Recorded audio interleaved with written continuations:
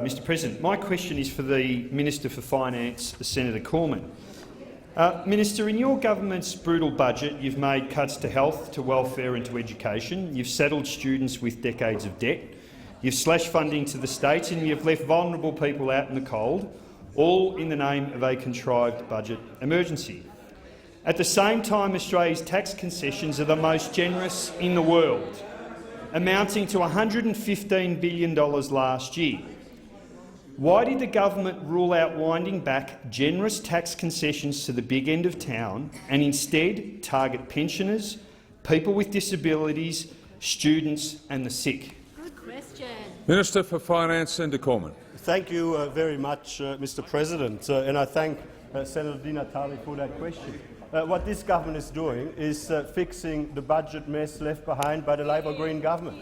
When we came into government in September last year, we inherited an economy growing below trend, rising unemployment, low consumer confidence, business investment which had plateaued, a budget in an absolute mess with a spending growth trajectory that was unsustainable. Labor's carbon tax, the mining tax, massive additional red tape had reduced the level of economic growth, which of course had flow-on implications for the revenue raised by government. We're fixing that.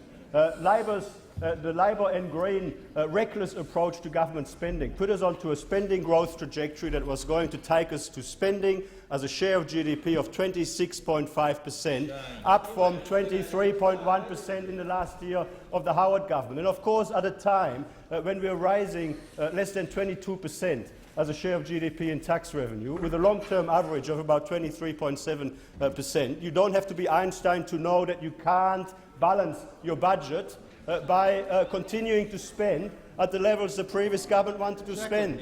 Now, there's no easy way to cut and reduce an unsustainable, unaffordable spending growth trajectory, but if we keep spending money that we haven't got, we continue to borrow from our children and grandchildren in order to fund our lifestyle today. What we are saying is that it is not appropriate for us to continue to borrow in order to fund consumption today. We think that we owe it to our children and grandchildren to protect our living standards, to build prosperity and to build opportunity for the future so that we leave to them a country that is at least, if not better, a position as the country that we inherited from our forefathers.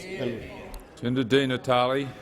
Minister, your colleague, the Treasurer, who often accuses his political opponents of waging class warfare, this week claimed the average Australian has to work a month to pay for the welfare of his or her fellow Australians.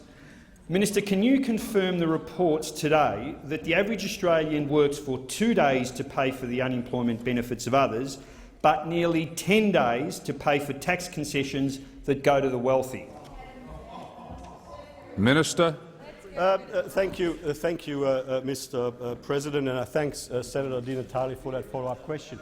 The Treasurer's speech last week at the Sydney Institute was an outstanding speech indeed, and it explained the efforts of this government to repair the budget mess that we've inherited from the Labor Green administration. We inherited a budget situation where Labor, in their first 5 years of government, accumulated $191 billion in deficits.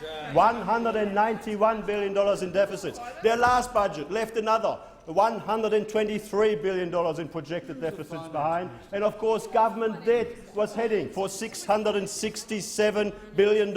We are forced to pay $1 billion a month in interest just to service the debt that has been accumulated by the Labor Party. And remember, there was no government net debt in 2007. There was a $20 billion surplus. There was money in the bank. And the government in the last year of the Howard government was collecting more than $1 billion in net interest payments on the back of a positive net asset position. Order. Senator Di Natale. Minister, this is a very straightforward question. Why has the government chosen to prioritise concessions such as the $5.5 billion going in the form of fuel tax credits that benefit industry over medical services for sick people? Why have they done it? Minister, if the age of entitlement's over, why do mining companies at the big end of town continue to get handouts while ordinary people are forced to do the heavy lifting? The Minister. Very much, Mr. President. I don't ever expect the Greens or Senator Di Natale to understand this. But guess what?